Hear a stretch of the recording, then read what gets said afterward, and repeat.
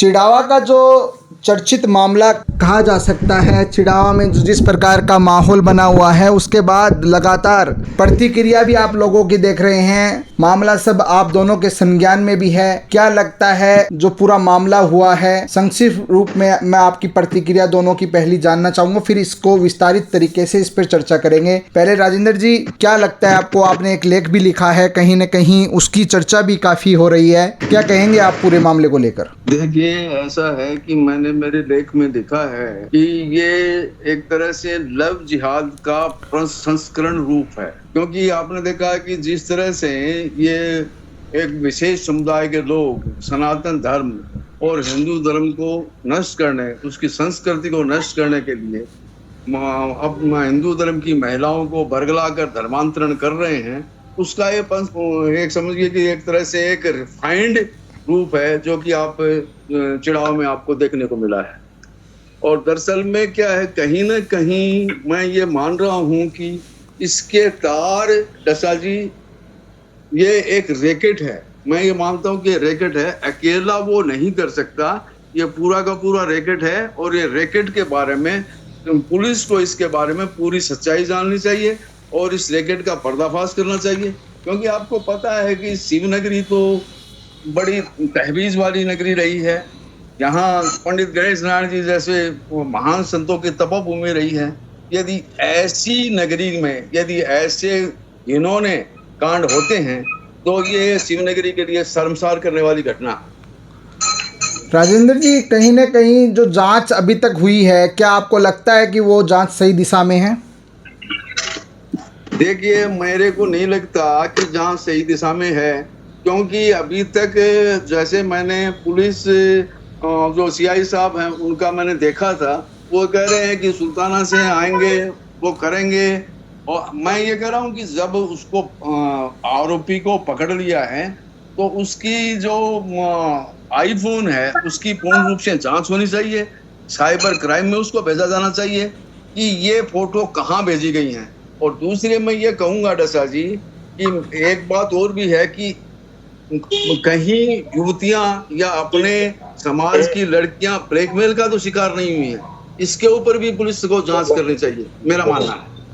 जिस प्रकार से कल चिड़ावा बंद भी रखा गया है, उसको लेकर भी मैं आपकी प्रतिक्रिया जानना चाहूँगा। दूसरा, मैं आपको बता दूं कि 151 में उन्हें डिटेन किया गया था, गिरफ्तार किया गया था। अब दोबारा उनको जो मामला है उसमें भी गिरफ्तार कर लिया गया है। तो कल जो बंद का आह्वान किया गया है, उस बंद के आह्वान को आप किस नज़र से देखते हैं? फिर मैं वीरेंद्र जी के पास जाऊँगा। देखिए, मैं इसको राजनीतिक रूप में इसका मैं विश्लेषण करना चाहूँगा। पहले तो आप ये देखिए कि कांग्रेस के जो आपके सांसद हैं, कांग्रेस के विधायक हैं, कांग्रेस की आपके चिड़ावा में नगर पालिका के अध्यक्ष हैं, उनका एक भी बयान अभी तक मेरे को देखने को नहीं मिला है। इसका मतलब यह है कि कहीं ना कहीं वो तुष्टीकरण राजनीति के ऊपर हावी है। और आप ये देखिए कि उनको ये सोचना चाहिए, जो यहाँ के विधायक हैं पिलानी विधानसभा के पितराम जी काला, उनको ये सोचना चाहिए कि एक समुदाय के वोटों से जीत नहीं की जा सकती। जीत का वर्ण वही उम्मीदवार करता है जिसको सर्व समाज वोट देता है। तो इनकी तुष्टीकरण की राजनीति है, वो आपको दिखाई दे रही है। दूसरा, बीजेपी ने ये बीजेपी, मैं इसको बीजेपी समर्थित कहूँगा, और संगठन भी आ रहे हैं। मैंने भी अखिल भारत हिंदू महासभा के कोर कमेटी अध्यक्ष के नाते मैंने भी इसकी भर्त्सना की है, ऐसी कोई बात नहीं है। और हिंदू संगठन भी आ रहे हैं, तो ये कहीं ना कहीं मामला पेचीदा होता नजर आ रहा है मेरे को। राजेंद्र जी, पिलानी विधायक है पितराम सिंह काला, उनका कहीं ना कहीं बयान आ चुका है और उन्होंने झुंझुनू टाइम्स से ही बात करते हुए उन्होंने बयान देते हुए कहा है कि इस मामले की वो निंदा करते हैं और इस पे जो भी कानूनी कार्रवाई होनी चाहिए वो कार्रवाई होनी चाहिए। पवन माउंडिया भी इस पे अपना रुख है वो क्लियर कर चुके हैं, उन्होंने भी इस बात की निंदा की है। मैं वीरेंद्र जी से पूछना चाहूँगा, वीरेंद्र जी, जैसे पूरा मामला आपने कल भी आपने बताया था, आज एक कल बंद का आह्वान कर दिया गया है, तो क्या लगता है आपको कि बंद के आह्वान और पूरी जो चीज़ें हैं जो चल रही है, जिस प्रकार से आपको क्या लगता है कि कानूनी रूप से सही दिशा में सब चीज़ें चल रही हैं? देखो जी, इसमें दो बात है। हमारे सीनियर पत्रकार हैं भाई साहब राजेंद्र सिंह जी ने जो बात बताई है वो भी मैं अभी सुन रहा था। इसमें क्या है कि सबसे बड़ी बात यह है कि जो पुलिस कार्रवाई कर रही है, या तो जो लोग सड़कों पे विरोध प्रदर्शन करना चाहते हैं उनको पुलिस के ऊपर विश्वास नहीं है, और अगर पुलिस इसमें कहीं कोई अनियमितता बरती है, लापरवाही करती है या आरोपी को बचाने का प्रयास करती है, तो पुलिस के बड़े अधिकारी बैठे हैं, जिला मुख्यालय पे जाकर के एसपी से मिलना चाहिए इस मामले को लेकर के। लेकिन क्या है कि साहब, ये जो घटना हुई है, ये घटना वास्तव में निंदनीय घटना है। और वीरेंद्र एक जी, कल अगर बंद सफल नहीं होता है तो क्या इस आंदोलन का यही अंत भी हो जाएगा? देखो, ये क्या लोगों का एक जल्दबाजी नहीं है आक्रोश बंद का आह्वान करना? पुलिस को क्या जो नहीं, अल्टीमेटम दिया गया था उसका वेट करना चाहिए था? क्योंकि दो राय निकल के सामने आई है बंद की बैठक में भी। कुछ लोग इस समर्थन में थे कि अभी बंद का आह्वान नहीं करना चाहिए, तो कुछ लोगों ने कहा कि हमें बंद ज़रूर करना चाहिए। तो मिली जुली राय थी। इसलिए मैं आपसे पूछना चाहता हूं कि अगर कल ये बंद का आह्वान अगर सफल नहीं होता है तो उसके बाद क्या आंदोलन पे इसका कोई असर पड़ेगा क्या? देखो, आंदोलन करने वाले जो लोग हैं, क्योंकि ये स्वतंत्र देश है और इस देश में सबको अपनी बात रखने का अधिकार है। अगर एक गुट ये कहेगा कि साहब आप आंदोलन मत करो और एक गुट कहेगा कि हम तो करेंगे, तो नहीं तो एक गुट के कहने से वो जो आंदोलन करने वाले जो लोग हैं वो रुकेंगे, क्योंकि जिनको आंदोलन करना है, जिनके ये एक मामले को लेकर के जो आक्रोश है, वो विरोध प्रदर्शन कर सकते हैं साहब। दूसरी बात क्या है कि इसमें पुलिस कार्रवाई कर रही है, और जो इसमें मेन मुलजिम जो है वो पुलिस की हिरासत में है। उसको अरेस्ट किया है, आज उसके ऊपर चार्जेस भी लगा दिए गए हैं। आईटी एक्ट के अंडर जो भी मामला ये बनता है, संगीन बनता है, जो अपराध घोषित होता है, तो वो आगे न्यायपालिका का काम है, कोर्ट देखेगा इस मामले को। लेकिन रही अब ये बात जो बार बार में कही जा रही कि साहब बंद होगा, आह्वान होगा, विरोध प्रदर्शन होगा, बुलडोजर चलेगा। देखिए, बुलडोजर क्या है कि कोई ये जो मामला जो है ये बुलडोजर वाली कार्रवाई का और वो उस नजरिए से नहीं देखा जा सकता, क्योंकि बुलडोजर की जो कार्रवाई होती है वो एक अलग तरीके की कार्रवाई होती है। तो ये जो घटना हुई है ये तो देखो निंदनीय है, और इसमें लोगों में आक्रोश जो है वो भी एक जायज तरीके से देखा जा सकता है। रही बात बार बार आंदोलन करना, बाजार बंद करना, ये क्या है कि पुलिस की जो कार्रवाई चल रही है उसमें कहीं ना कहीं क्या है कि पुलिस को डाइवर्ट करने की कोशिश की जा रही है, या फिर लोगों को, या फिर इस मामले की जो ये जो आंदोलन आपके यहाँ हो रहे हैं, इनकी अगुवाई करने वाले जो लोग हैं उनको पुलिस की कार्रवाई पे भरोसा नहीं है। इसलिए वो क्या है कि ये बार बार में जो कह रहे हैं कि साहब आंदोलन करेंगे, बाजार बंद करेंगे, ये सब हो चुका है। पुलिस के नॉलेज में भी है, पुलिस को भी पता है कि साहब आम जनता के अंदर जो है इस मामले को लेकर के आक्रोश है, तो पुलिस की ड्यूटी बनती है इस मामले को जल्दी से जल्दी जो है हम इस मुलजिम के ऊपर जो चार्जेस लगे हुए हैं, जो धाराएं लगी हुई हैं, उसमें हमने गिरफ्तार इसको करके और इसको कोर्ट में पेश कर दे, वो फिर आगे न्यायपालिका का काम। राजेंद्र जी, आपने जो लेख लिखा है उसमें आपने काफ़ी सवाल उठाए हैं। वो सवाल काफ़ी चर्चा में भी आज रहे हैं, लोग भी ये सवाल पूछ रहे हैं। इसमें आपके लेख के बाद पितराम जी काला हैं, उनका जवाब कहीं ना कहीं प्रतिक्रिया आ चुकी है, पवन जी माउंडिया की प्रतिक्रिया आ चुकी है। आपने जिस मुद्दे को कहीं ना कहीं लिखा है वो मुद्दा लोगों की ज़ुबान पे और जहन में ज़रूर छाया है। क्या लगता है आपको कि अब होना क्या चाहिए इस पूरे मामले को लेकर? आंदोलन एक अच्छी बात है कि आप लोग आंदोलन कर रहे हैं, 10 दिन तक ये आंदोलन भी चलेगा, ठीक है, लेकिन क्या सल्यूशन इस बार निकलने वाला है, या फिर ऐसी घटनाएं होंगी, सड़कों पर लोग आएंगे, विरोध करेंगे और उसके बाद दोबारा इन अपराधों की पुनरावृत्ति नहीं हो? इसके लिए क्या ठोस कदम उठाने चाहिए सिस्टम को? देखिए, मैं राठौर साहब की बात से सहमत हूँ कि जो आंदोलन कर रहे हैं, जो लोग भी आंदोलन कर रहे हैं, वो उनका नाम नहीं लेना चाहता, ये आपको भी पता है कौन कर रहे हैं। या तो उनको पुलिस की कार्रवाई पे विश्वास नहीं, या फिर वो अपनी राजनीति चमकाना चाहते हैं। अब आप देखिए कि जब धाराएं लग चुकी हैं, जब राठौड़ साहब करें, धाराएं लग चुकी हैं, IT एक्ट के तहत धाराएं लग चुकी हैं। तो ये मामला अब माननीय न्यायपालिका में जाएगा। अब न्यायपालिका में जब मामला चला गया तो उसके बाद आंदोलन करने का कोई महत्व नहीं रह जाता, क्योंकि न्यायपालिका के ऊपर विश्वास करना अपना है, क्योंकि न्यायपालिका अपनी बहुत ही विश्वसनीय है और न्यायपालिका को ऊपर विश्वास करना चाहिए लोगों को। और यदि ये न्यायपालिका में चला गया है तो मेरे को नहीं लगता कि आंदोलन करने का कोई औचित्य रह गया है। राजेंद्र जी, जो मांगे हैं वो मांगे क्या तर्कसंगत आपको नज़र आती है? जैसे बुलडोजर की कार्रवाई है, या फिर है ना ये कहा जा रहा है कि उस दुकान को ही सीज कर दिया जाए, क्योंकि हमारे सीनियर एडवोकेट हैं नरेश जी शर्मा जयपुर से, उनसे मेरी जब बात हुई तो उन्होंने बोला कि देखिए ये जन भावना और सामाजिक जो भावना है उससे अलग कानून काम करता है, और ऐसा शायद संभव, वो भी नहीं बता रहे थे कि ऐसी कार्रवाई संभव हो सकती है। बाकी उन्होंने कहा कि कानून है, कानून से ही देश चलता है, और संविधान और कानून के अंतर्गत जो जो चीज़ें हैं, जिन धाराओं में जो मामले बनते हैं उन धाराओं में उनको दंडित किया जाएगा। उन्होंने ये भी कहा है, लेकिन जन भावना या फिर उस हिसाब से कोर्ट में वो चीज़ें नहीं चलती हैं, उन्होंने ये कहा है। देखिए, नरेश जी बहुत ही सीनियर एडवोकेट हैं, मैं उनको बहुत अच्छी तरह जानता हूँ। उनके जो विचार हैं बिल्कुल निश्चित हैं, क्योंकि जो भी मामले हैं वो संविधान में और कानून के दायरे में होंगे। जनता के कहने से न तो बुलडोजर चलेगा और न दुकान सीज होगी। जो भी कानून सम्मत काम होगा, जो भी न्यायपालिका करेगी। अब आप ये कह रहे हैं कि यूपी में बुलडोजर चल रहे हैं या वहाँ बुलडोजर, वो अलग मामले होते हैं। उसमें क्या है कि अतिक्रमण की कार्रवाई होती है, अतिक्रमण को लेकर बुलडोजर चलाए जाते हैं। ऐसा नहीं है कि बुलडोजर आपने कोई भी पकड़ लिया, इसका मतलब तो ये होगा कि किसी को भी किसी ने अपराध कर दिया उसके घर पे बुलडोजर चला दो। ऐसा संभव नहीं है और कानून सम्मत भी नहीं है, मेरा ये मानना है। तो नरेश जी ने जो कहा है वो बिल्कुल सही कहा है, क्योंकि कानून के दायरे में काम होता है, संविधान के दायरे में काम होता है। न्यायपालिका हर दृष्टि से देखती है, समाज ये नहीं कि आप आंदोलन हो रहा है उसकी दृष्टि से देख के और कोई डिसीजन दे दिया जाए, ऐसा मेरा मानना है। राजेंद्र जी, इस पूरी डिबेट को लेकर हो सकता है कि कुछ तथाकथित जो लोग हैं वो कहीं न कहीं इसे कांग्रेस की मानसिकता या फिर है ना एंटी हिंदू की परिभाषा देने लगे, लेकिन संविधान और कानून है उसके अंतर्गत हम बात कर रहे हैं और उसी के तहत बात होनी भी चाहिए।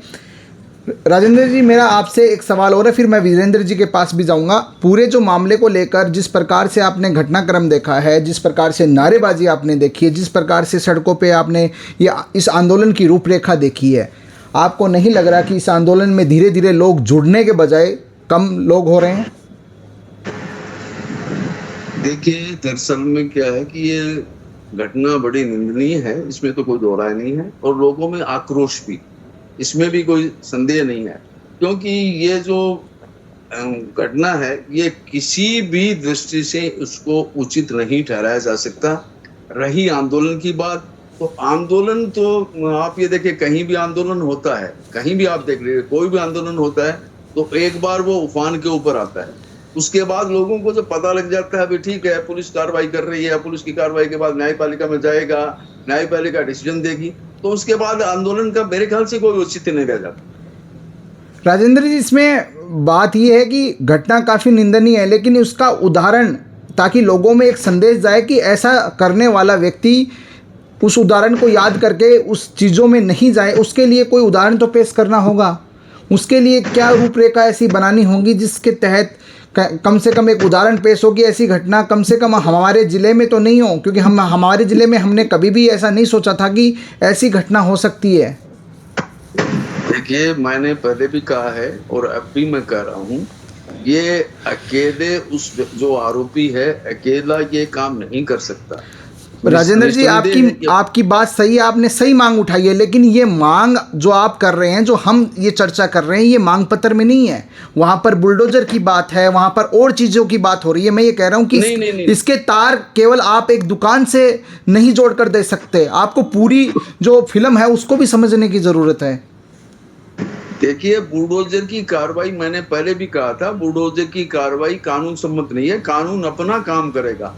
यदि न्यायपालिका आदेश देती है कि बुलडोजर चला दिया जाए, अतिक्रमण की कार्रवाई होती है, तो वो भी आपको पता है कि जो स्थानीय प्रशासन है उसके डिजायर के ऊपर होता है।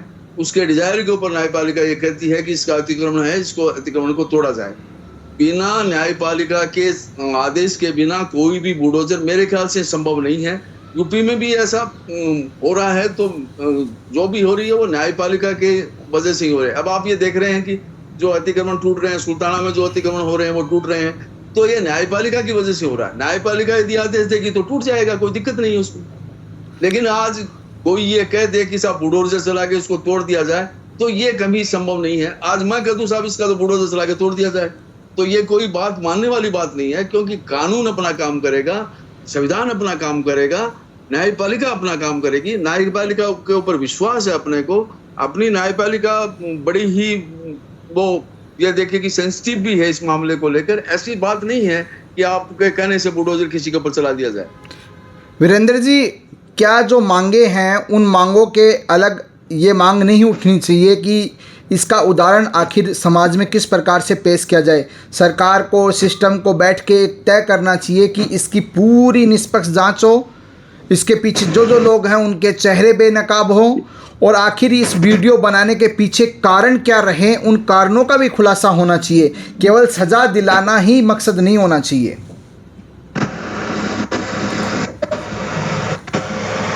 देखो जी, इसमें ये क्या है कि इस पूरे मामले का राजनीतिकरण हो गया।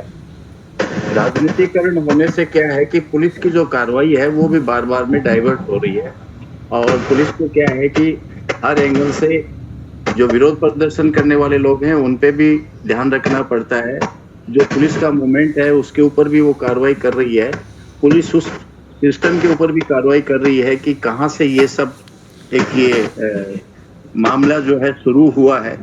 तो ये सारी चीजें जो है साहब, इसमें पुलिस जो अब तक की जो पुलिस की कार्रवाई है, भले ही पुलिस जो है कितना भी पुलिस के ऊपर उंगली उठे या पुलिस को कोई भी कह दे कि साहब पुलिस कार्रवाई नहीं करती है, लेकिन जब इस तरह के सेंसिटिव मैटर हो जाते हैं उसके ऊपर पुलिस जो है बड़ी तत्परता से कार्रवाई करती है। और पुलिस का ये एक मानस रहता है कि साहब ये मामला जो है जितना जल्दी हो कोर्ट के समक्ष चला जाए, वो फिर आगे न्यायपालिका का काम है कि सजा निर्धारित हमारे देश की न्यायपालिका करती है, उस पर भरोसा है। रही बात आपके बलडोजर की कि साहब बलडोजर चला दो, उसकी दुकान हटा दो, ये सब साहब हमारे संविधान में नहीं है, न हम कर सकते। ये सब क्या है कि सरकार का एक प्रोसेस होता है, प्रोसेस के अंडर कार्रवाई होती है और उस अपराध की श्रेणी देखी जाती है कि साहब ये किस तरीके का अपराध है और इसमें किस तरीके के जो फैक्ट है, एक एक फैक्ट के ऊपर ये सब चीजें होगी। ये नहीं है कि साहब आप विरोध प्रदर्शन करके अनावश्यक किसी के ऊपर दबाव बनाएंगे, प्रशासन पे दबाव बनाएंगे और प्रशासन के अधिकारी जाकर के उस दुकान को जो है बलडोजर चला देंगे, उनका कारोबार तहस नहस कर देंगे। दूसरी बात इसमें यह है कि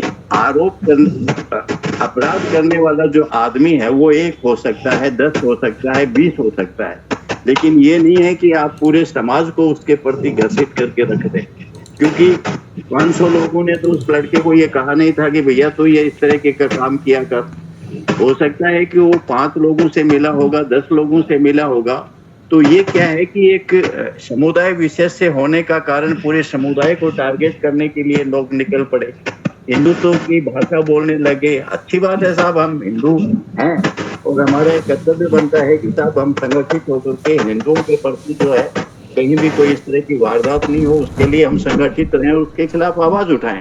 लेकिन साहब ये बात भी ठीक नहीं है। वीरेंद्र जी आपकी बात एकदम सही है। मैं उन नेताओं से भी सवाल करना चाहूँगा और मैं आपकी दोनों की भी राय लेना चाहूँगा इस मामले को लेकर। आज मीटिंग में ये बात उठी है कि 70% जो चिड़ावा में जो नौकरी पेशा लोग हैं, जो कपड़े की दुकान पे किसी भी तरह से काम कर रहे हैं, वो इसी समुदाय से आते हैं। तो उनको हटाने की जब बात आई कि उन्हें हटा ही दिया जाए, तो कुछ विरोध भी सामने आ गया कि नहीं, उनको हटाने के बाद ऐसा संभव नहीं कि हम अपने रोजगार को चला पाएँ। तो पहला सवाल तो यहाँ पर एक बटी हुई राय आती है। दूसरा एक चीज़ और निकल के सामने आई थी बैठक में, वो निकल के सामने ये आई थी कि किसी भी इसी समुदाय के जो लोग हैं, जो अगर सामान लेने के लिए आपकी दुकान पे आते हैं तो आप सामान नहीं दीजिएगा। तो इस बात का भी उन्होंने विरोध किया, बोले नहीं ये तो गलत है, अगर वो दुकान पर सामान लेने आते हैं तो उन्हें सामान तो देना होगा।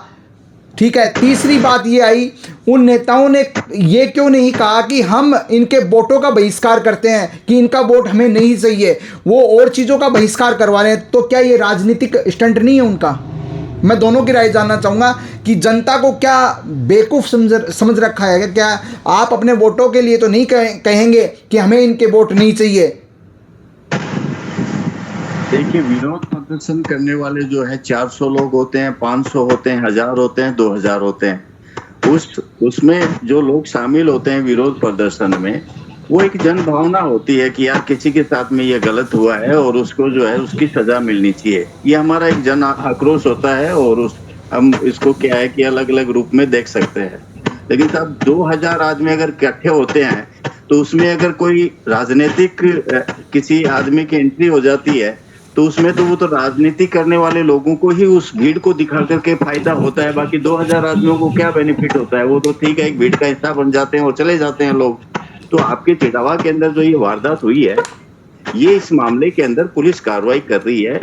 या तो इसमें क्या है कि राजनीति करने वाले जो लोग हैं वो कभी कह रहे हैं कि साहब चिड़ावा बंद करेंगे। आपने पहले जब ये वारदात हुई थी उसी दिन आपके चिड़ावा के बाजार बंद हो गए थे।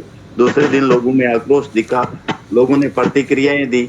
आज फिर आप बात आ रही है कि साहब कल चिड़ावा बंद है। साहब होना चाहिए, बंद होना चाहिए। हम उस बात की वो क्रिटिसाइज नहीं करते हैं और नहीं हमारे कोई वो दूसरे पक्ष वाले जो जिन्होंने ये हरकत की है वो है। लेकिन आप क्या है कि जो एजेंसी काम कर रही है, आप उसको जो है डिस्टर्ब करने की कोशिश क्यों कर रहे हैं? आप विरोध प्रदर्शन किसके लिए कर रहे हैं? आप विरोध प्रदर्शन उस एजेंसी के लिए कर रहे हैं, या तो आपको ये मन में शंका है कि साहब चिड़ावा की जो पुलिस है वो सही तरीके से इस मामले में कार्रवाई नहीं करती है। तो सीधा सा सवाल है साहब, एसपी को बोलिए और किसी अच्छे अधिकारी को और आरपीएस अधिकारी को लेवल को के सुपरविजन में, या आईपीएस यहाँ बैठे हैं उनके सुपरविजन के में ये कार्रवाई होनी चाहिए अगर किसी को कोई वो दिक्कत है। या फिर पुलिस, ये लोगों को ये लग रहा है कि साहब ये संगठित लोग हैं, इसमें 15-20 लोग हो सकते हैं। वीरेंद्र जी, आपकी बात सब सही है, लेकिन मेरा सवाल ये है कि जो सफ़ेद फौज जो लोग हैं जो इस आंदोलन की अगुवाई कहीं ना कहीं कर रहे हैं, जो बोल रहे हैं, तो वो पहले अपना उदाहरण तो पेश करें। वो कहीं ना कहीं आगे आके ये बोले कि हम इनके वोटों का बहिष्कार करते हैं। दुकानदारों को या फिर और लोगों को ये बोलना कि आप इन लोगों का बहिष्कार कीजिए, तो जो उदाहरण पेश करना है वो तो उनको करना है, क्योंकि अगुवाई वो कर रहे हैं। तो वो क्यों नहीं बोल रहे कि हम इनके वोटों का बहिष्कार करते हैं? जब उन पे बात आएगी तो वो उस समीकरण में बैठाने में लग जाएंगे। तो फिर आप हिंदू या फिर जिस समाज की बात कर रहे हो, तो वो समाज की बात आप केवल राजनीति के तौर पे ही तो कर रहे हो। वोट देना, वोट लेना वो एक अलग प्रोसेस है। आप अगर वो कैंडिडेट के ऊपर